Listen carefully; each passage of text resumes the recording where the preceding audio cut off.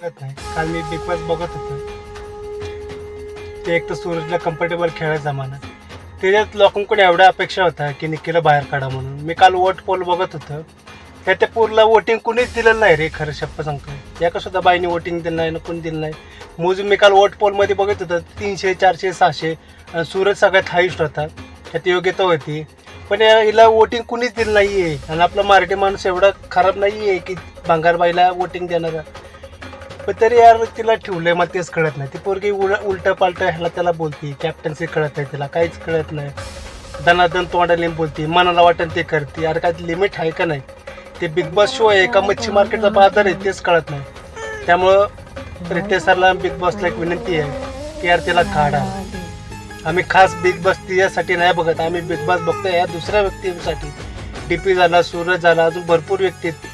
वाईट कल एंट्री येणार होते, काय झालं?